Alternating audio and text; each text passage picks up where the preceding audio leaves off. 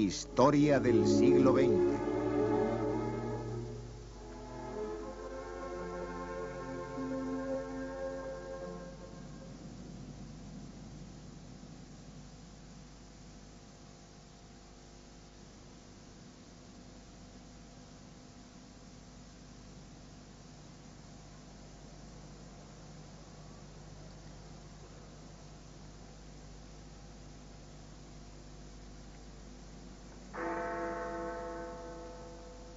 En estos 2 breves minutos de silencio, el pueblo del Imperio recuerda. Rogamos para que nuestros gobernantes continúen su labor para evitar que el terrible error de los años 1914 a 1918 se vuelva a repetir. Un año después, cuando este hombre, Neville Chamberlain, fue nombrado primer ministro, la paz ya empezaba a tambalearse. Su tarea fundamental sería la de tratar de evitar ese peligro. Su política se resumía en una palabra: apaciguamiento. Razones para el apaciguamiento. Chamberlain ya había presenciado cómo una gran guerra asolaba Europa. Sabía que otro conflicto así destruiría la civilización. Pero Mussolini, el dictador italiano, iba en busca de la gloria militar para sí mismo y para su país.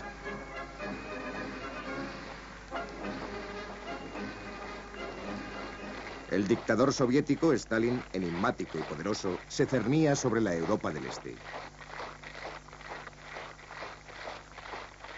Y Hitler, Führer de Alemania, soñaba con dominar Europa.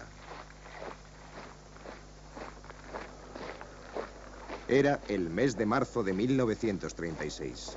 Desafiando el Tratado de Versalles, Hitler había vuelto a ocupar Renania. Los británicos y los franceses no hicieron nada para evitarlo. Hitler exhibió machaconamente su triunfo ante el pueblo alemán.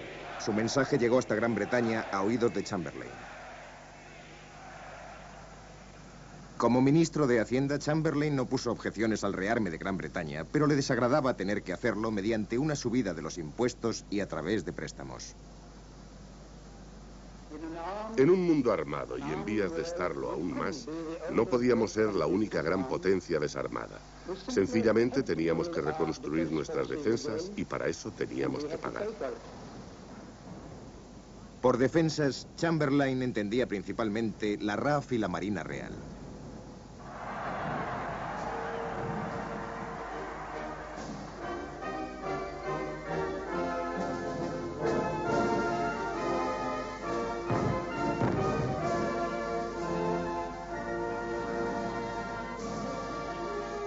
La tarea de la Marina consistía en proteger el Imperio Británico, que se extendía desde India, África y Canadá, a través de Nueva Zelanda y Australia, hasta el sureste asiático. Con el fin de proteger el imperio en el lejano oriente, se había iniciado en 1921 la construcción de una gran base naval en Singapur.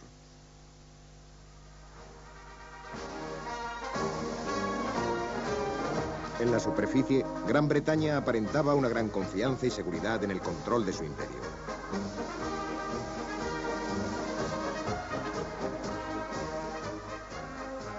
Pero la defensa de ese imperio iba a presentar problemas insolubles.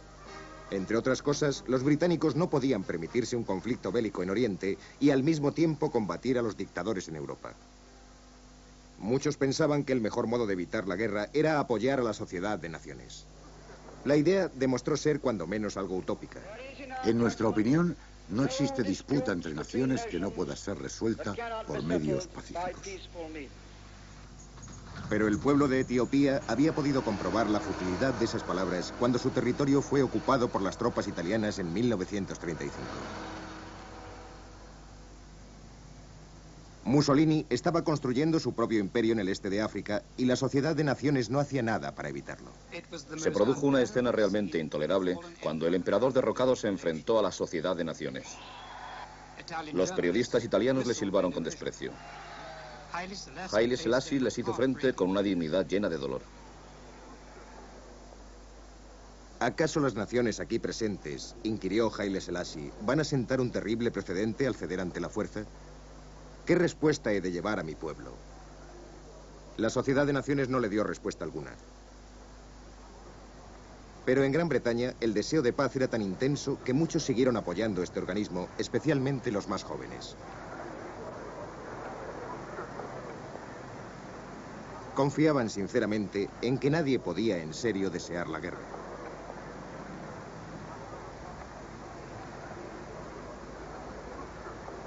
Algunos ingleses, entre ellos muchos exmilitares, viajaron a Alemania y fueron filmados mientras conversaban con Hitler acerca de la guerra de 1914. Su postura les pareció razonable. ¿Y acaso no era razonable que las tropas alemanas volvieran a Renania, que era, después de todo, suelo alemán?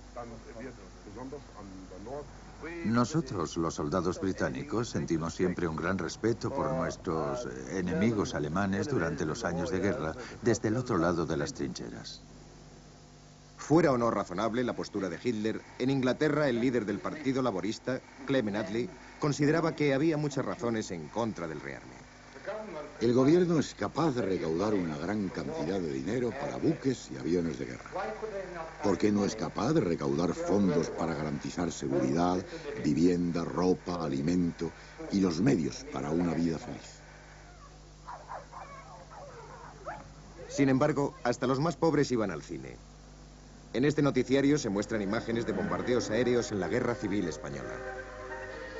4.000 bombas fueron lanzadas desde el cielo azul hacia un infierno que se ensañó salvajemente a lo largo de 5 sangrientas horas. Esto era una ciudad y sus casas eran como la suya y la nuestra. La lección estaba clara. Gran Bretaña había dejado de ser una fortaleza aislada por el mar. Sus ciudades y sus gentes eran susceptibles de ser atacados fácilmente desde el aire. Y los aviones que habían bombardeado Guernica eran alemanes. Mientras Alemania alardeaba de su potencia militar, el pueblo británico y sus líderes podían imaginar, casi lo estaban viendo, a la Luftwaffe sobrevolando sus ciudades. Neville Chamberlain fue nombrado primer ministro en mayo de 1937.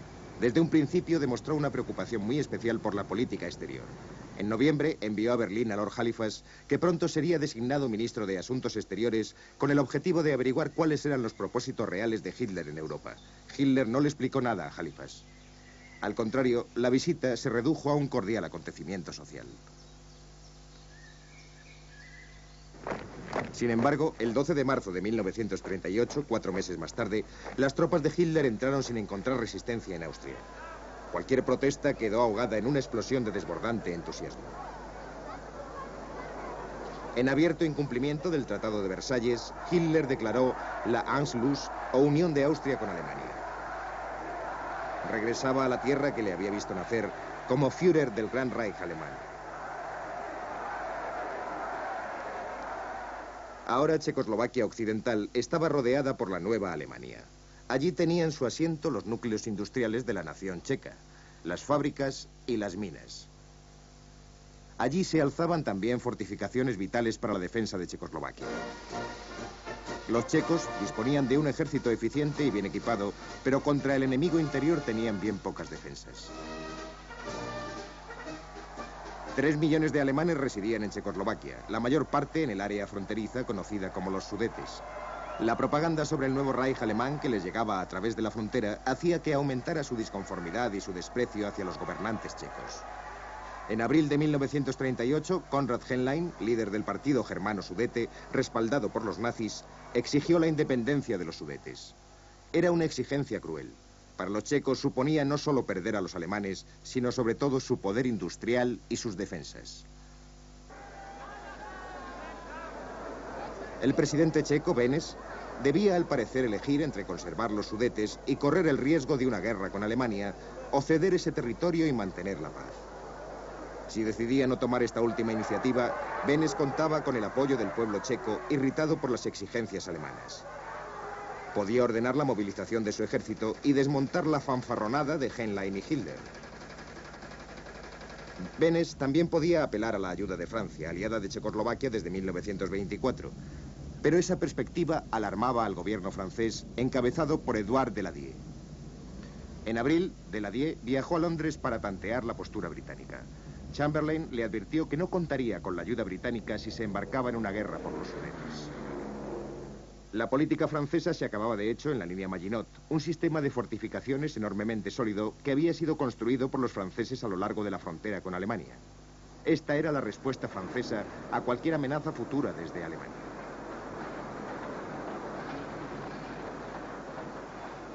Pero los Sudetes estaban muy lejos de los torreones de cemento de esta costosa trinchera.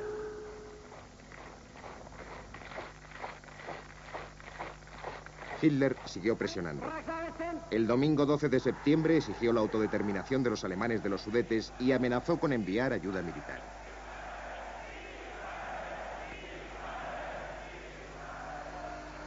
Respaldados por la actitud de Hitler, los Sudetes alemanes empezaron también ellos a armarse. La situación amenazaba con involucrar en una nueva guerra a toda Europa, Gran Bretaña incluida.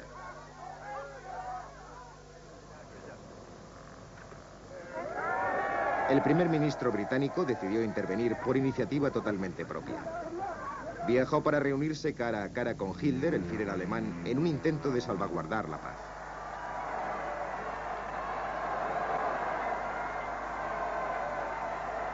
En Berchtesgaden, Chamberlain, sin consultar a su gabinete, a los franceses o a los checos, cedió ante Hitler. Admitió la autodeterminación de los alemanes de los Sudetes. Era el apaciguamiento en la práctica. Ahora solo quedaba explicarle su plan de paz a Francia y Checoslovaquia. El 18 de septiembre, Daladier llegó a Downing Street para discutir los términos. Finalmente, también él aceptó las exigencias de Hitler. Ahora, todo dependía de la reacción de los checos, si es que decidían aceptar los términos.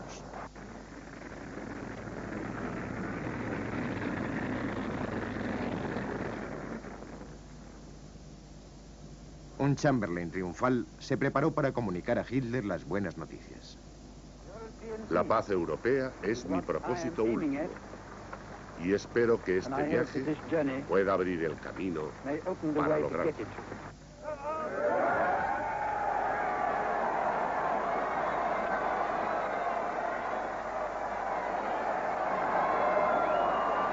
Pero la segunda visita de Chamberlain a Hitler en Bad Godesberg iba a ser humillante. Había nuevas exigencias. Los Sudetes debían ser entregados inmediatamente. También debían ser satisfechas las reclamaciones polacas y húngaras sobre tierra checa. Chamberlain se negó a aceptar.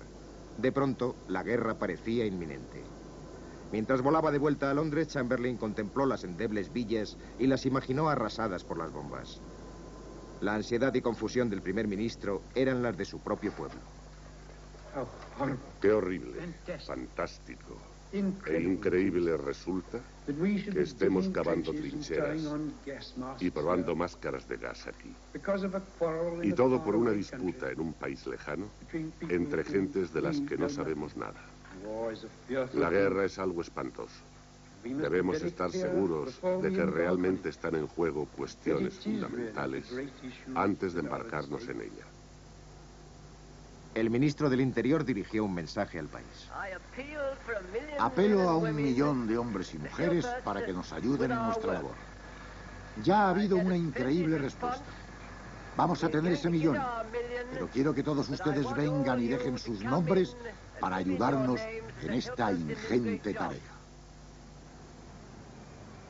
Se preparó un plan para evacuar a los niños de la capital amenazada.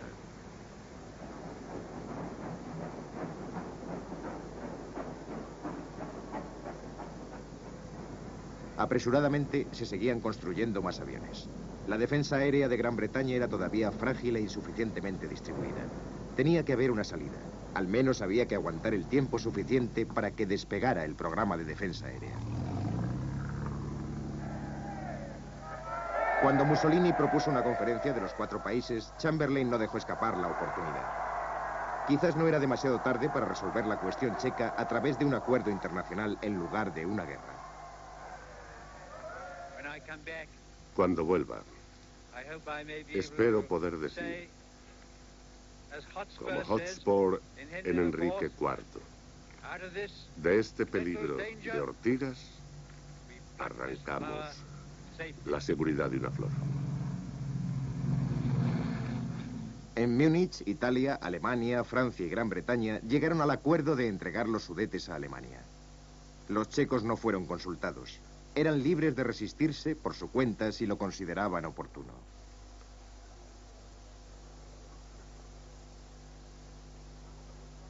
Y mientras tanto, la paz de Europa quedaba garantizada por otro documento firmado por Hitler y Chamberlain, la famosa paz de papel.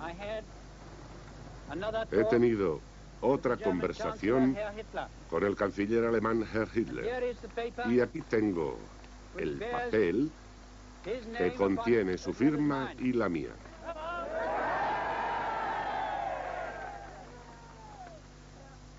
Consideramos que el acuerdo firmado en la noche de ayer y el acuerdo naval anglo-alemán simbolizan el deseo de nuestros respectivos pueblos de no entablar una guerra mutua nunca más.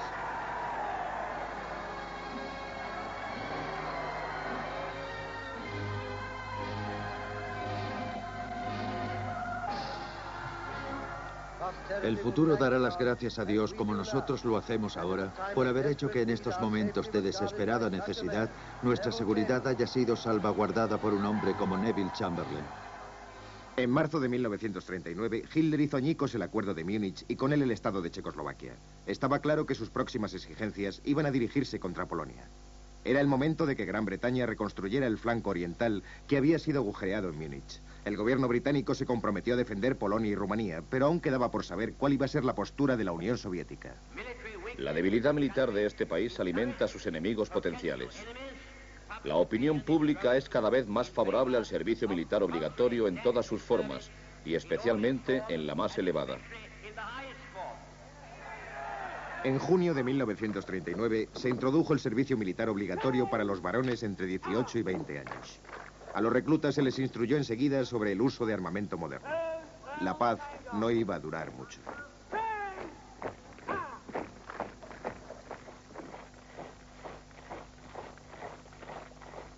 De repente, en agosto de 1939, toda Europa se conmovió ante la noticia del acuerdo más asombroso de los tiempos modernos: el pacto entre la Rusia comunista y la Alemania nazi. Ambas habían decidido enterrar las hachas que habían estado mostrándose mutuamente y habían decidido enterrarlas en Polonia.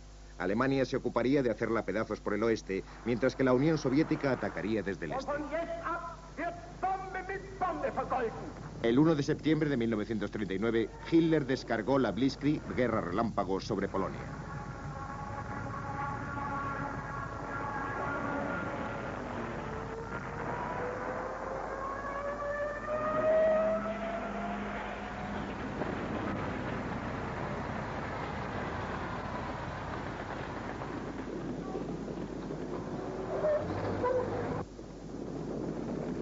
Los polacos se desgastaron en contraataques desesperados, llegando a emplear la caballería contra tanques y carros blindados. Estaba claro quién llevaba las de perder.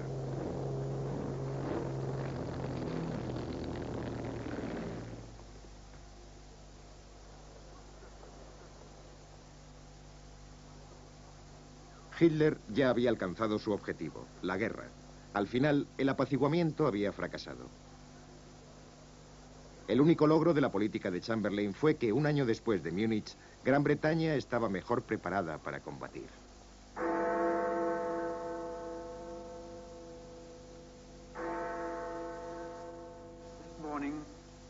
Esta mañana, el embajador británico en Berlín ha entregado al gobierno alemán el comunicado definitivo, según el cual, si este no anuncia antes de las 11 que está dispuesto a retirar de inmediato sus tropas de Polonia,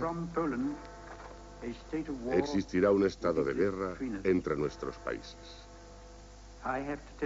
Tengo que anunciarles que tal compromiso no ha llegado a nuestras manos.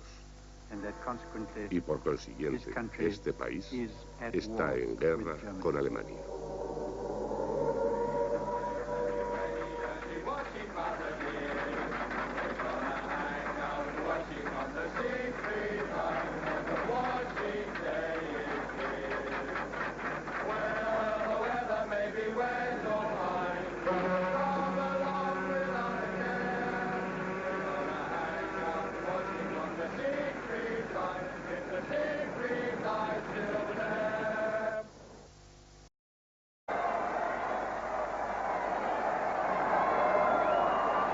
Pero la segunda visita de Chamberlain a Hitler en Bad Godesberg iba a ser humillante.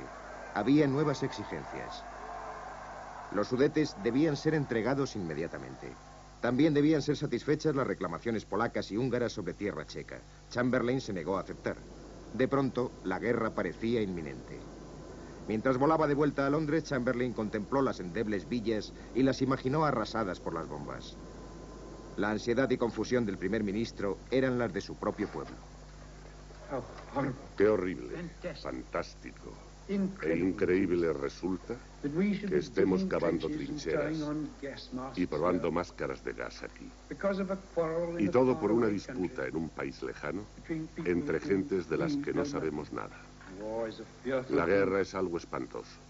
Debemos estar seguros de que realmente están en juego cuestiones fundamentales antes de embarcarnos en ella. El ministro del Interior dirigió un mensaje al país. Apelo a 1 millón de hombres y mujeres para que nos ayuden en nuestra labor. Ya ha habido una increíble respuesta. Vamos a tener ese 1 millón, pero quiero que todos ustedes vengan y dejen sus nombres para ayudarnos en esta ingente tarea. Se preparó un plan para evacuar a los niños de la capital amenazada.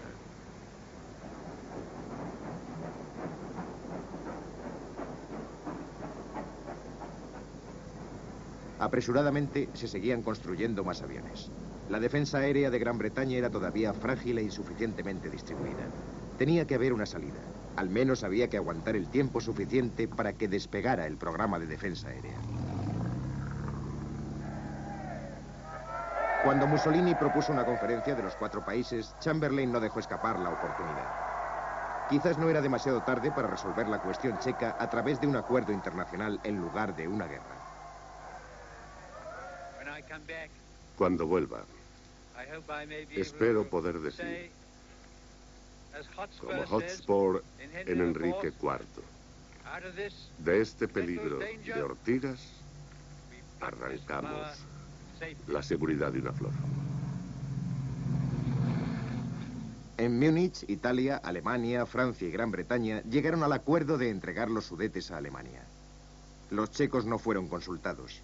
Eran libres de resistirse por su cuenta si lo consideraban oportuno.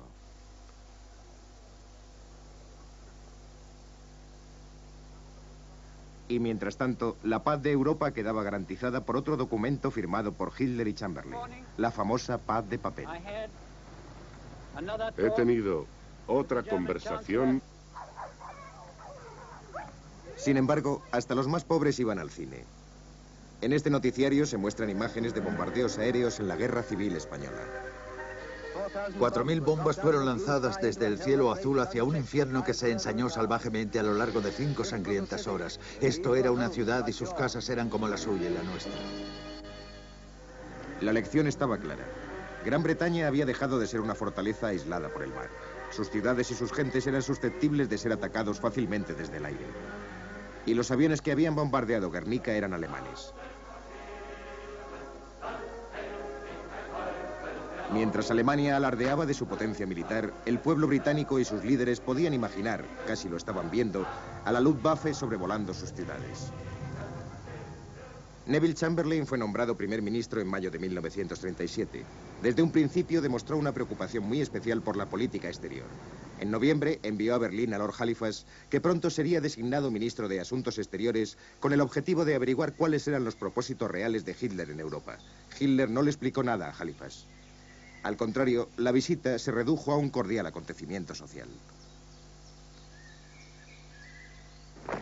Sin embargo, el 12 de marzo de 1938, 4 meses más tarde, las tropas de Hitler entraron sin encontrar resistencia en Austria. Cualquier protesta quedó ahogada en una explosión de desbordante entusiasmo. En abierto incumplimiento del Tratado de Versalles, Hitler declaró la Anschluss o unión de Austria con Alemania.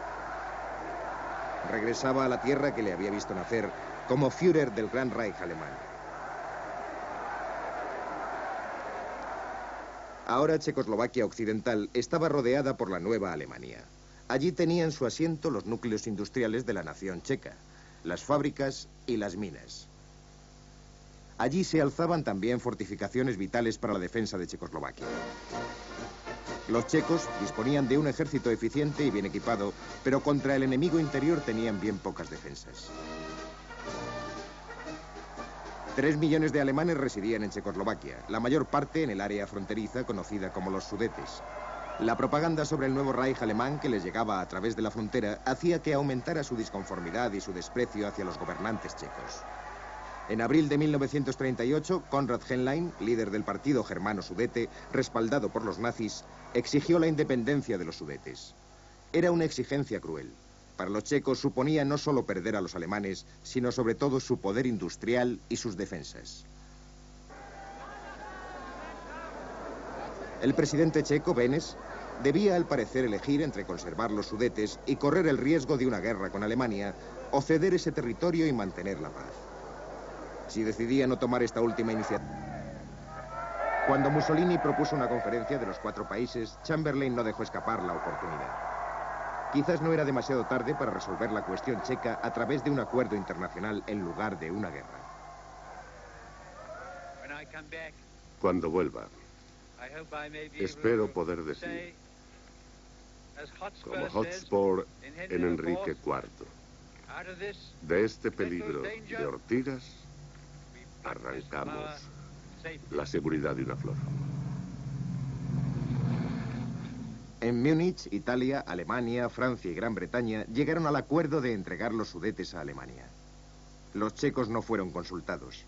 Eran libres de resistirse por su cuenta si lo consideraban oportuno.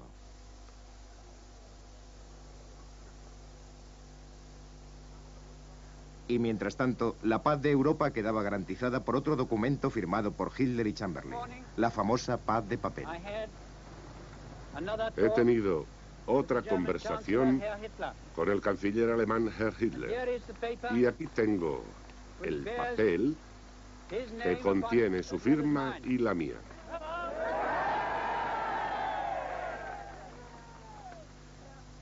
Consideramos que el acuerdo firmado en la noche de ayer y el acuerdo naval anglo-alemán simbolizan el deseo de nuestros respectivos pueblos de no entablar una guerra mutua nunca más.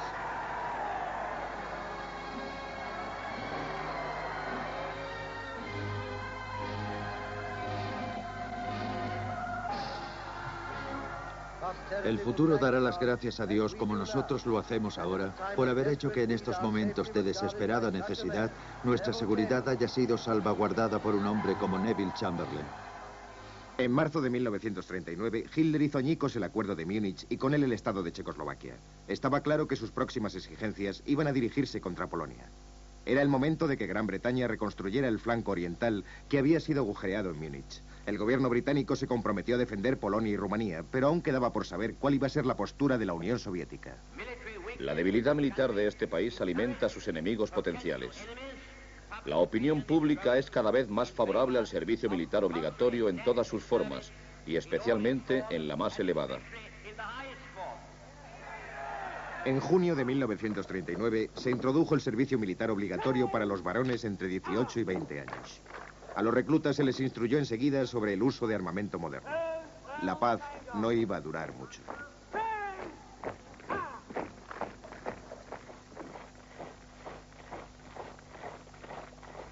De repente, en agosto de 1939, toda Europa se conmovió ante la noticia del acuerdo más asombroso de los tiempos modernos. El pacto entre...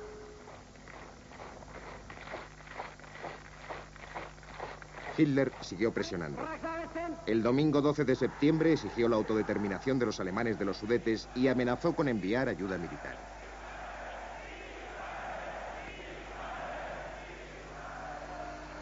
Respaldados por la actitud de Hitler, los Sudetes alemanes empezaron también ellos a armarse. La situación amenazaba con involucrar en una nueva guerra a toda Europa, Gran Bretaña incluida.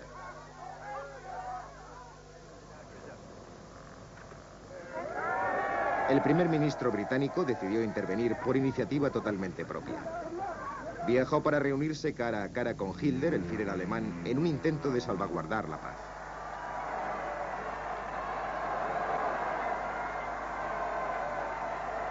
En Berchtesgaden, Chamberlain, sin consultar a su gabinete, a los franceses o a los checos, cedió ante Hitler.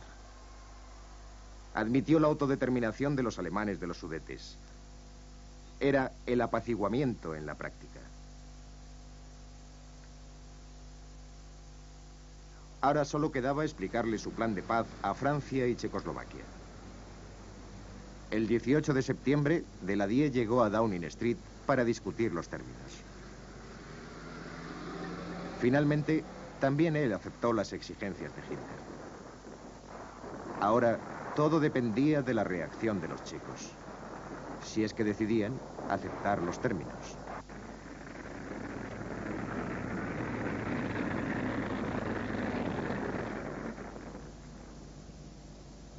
Un Chamberlain triunfal se preparó para comunicar a Hitler las buenas noticias. La paz europea es mi propósito último. Y espero que este viaje pueda abrir el camino para lograrlo.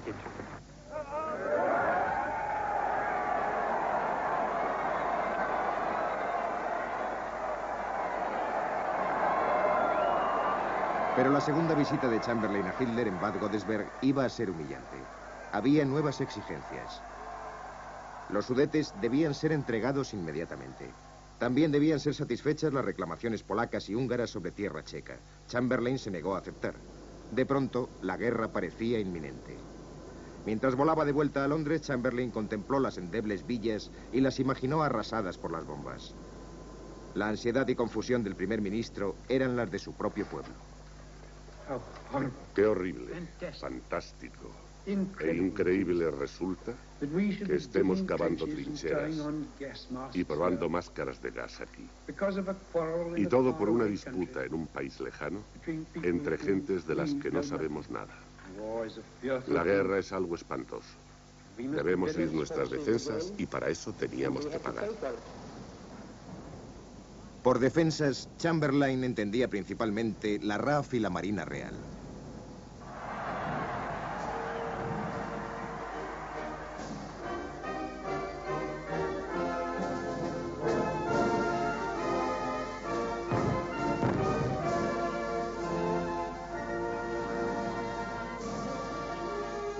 La tarea de la Marina consistía en proteger el Imperio Británico, que se extendía desde India, África y Canadá, a través de Nueva Zelanda y Australia, hasta el sureste asiático. Con el fin de proteger el imperio en el lejano oriente, se había iniciado en 1921 la construcción de una gran base naval en Singapur.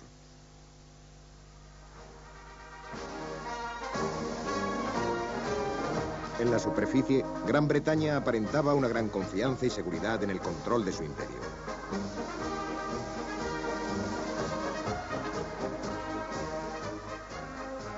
Pero la defensa de ese imperio iba a presentar problemas insolubles. Entre otras cosas, los británicos no podían permitirse un conflicto bélico en Oriente y al mismo tiempo combatir a los dictadores en Europa. Muchos pensaban que el mejor modo de evitar la guerra era apoyar a la Sociedad de Naciones. La idea demostró ser cuando menos algo utópica. En nuestra opinión, no existe disputa entre naciones que no pueda ser resuelta por medios pacíficos. Pero el pueblo de Etiopía había podido comprobar la futilidad de esas palabras cuando su territorio fue ocupado por las tropas italianas en 1935. Mussolini estaba construyendo su propio imperio en el este de África y la Sociedad de Naciones no hacía nada para evitarlo. Se produjo una escena realmente intolerable cuando el emperador derrocado se enfrentó a la Sociedad de Naciones. Los periodistas italianos le silbaron con desprecio. Haile Selassie les hizo frente con una dignidad llena de dolor. ¿Acaso las naciones aquí presentes, inquirió Haile Selassie, van a sentar un terrible precedente al ceder ante la fuerza? ¿Qué respuesta he de llevar a mi pueblo? La Sociedad de Naciones no le dio respuesta alguna. Pero en Gran Bretaña el deseo de paz era tan intenso que muchos siguieron apoyando este organismo, especialmente los más jóvenes. Confiaban sinceramente en que nadie podía en serio desear la guerra.